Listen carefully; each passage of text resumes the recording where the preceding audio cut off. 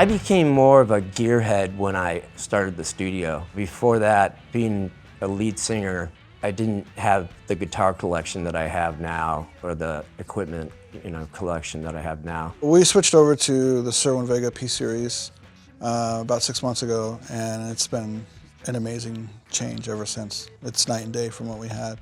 This is sort of a dry sounding area of the room, so it sort of absorbs all the higher frequencies. And we needed something that would really cut through, and what we had before just wasn't happening. It was just basically a matter of, when you go on tour, you have Clare Brothers, you have whatever you have, your high end, and I wanted to give Scott the level of sound quality that he's accustomed to on tour. Just even for rehearsals, even if it's a pre-production rehearsal, when he's about to go on the road, or just for the songwriting process, I wanted him to be comfortable with having pristine sound quality in here. That meant getting Cerwin-Vega, The wedges are basically night and day from what we had. They sound loud, but they sound clear. But they're also punchy too, which I love.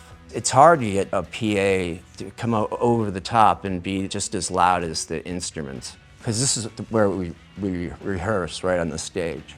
They definitely help because I can hear the melodies that I'm working on. They don't feed back. There aren't those annoying overtones, and so it helps me when I'm coming up with melodies and I'm singing, be able to hear myself and hear myself with a lot of clarity. We were rehearsing before with old JBL stuff, and I could never get the vocals loud enough over the guitars and the drums, especially with Joey Castillo playing drums. He's the best and the loudest drummer I've ever heard. And this has made it possible for myself and the whole band to hear the vocals. It started out as more of a problem-solving solution, like we need new wedges. Once we got the P-Series in here, then it just turned to a whole new ballgame. First of all, they're very warm sounding. They have a richness that you just don't get from a lot of monitors, or wedges. They tend to sound very sterile, very scooped sounding, especially like around the 150, 100 hertz, 300 hertz. They just don't have that depth, And of course, it's, the top end is crystal clear. Getting Scott's vocal sound really depends on the speakers that I'm using. And the Cerwin-Vega P-Series are great for that because they have the high-end reproduction. The frequency response is incredible. So with his doubler on his vocal, it just really sounds like the record. I would say for the up-and-coming engineer, especially for live sound, is to invest in your equipment. It's the tools of your trade, and it's what you're going to be judged on. And there's only so much you can do with subpar equipment. If you're just starting out and you're doing like local shows, maybe playing smaller clubs and bars, maybe backyard parties, people are still going to judge you based on the concert they went to last night, And so you got to try to get as close to that as you can.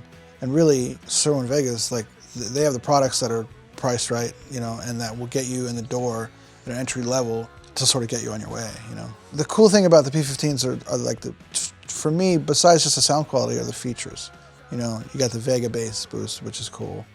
It's very helpful, especially in a smaller room. And the Class D amplifier sounds killer.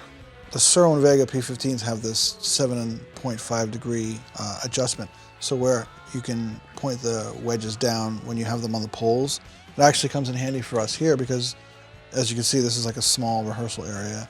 We need the speakers to be sort of pointing down. So when I heard about that adjustment that you can make on them that sort of angles them down a little bit, that's just like really smart engineering, I would suggest people starting out just learn with like your friend's band. Just do sound for anybody that will let you, especially for rehearsals and things like that where there's not really an audience, and you get to screw up sometimes. You get to a little feedback a little bit here and there, and no one's really judging,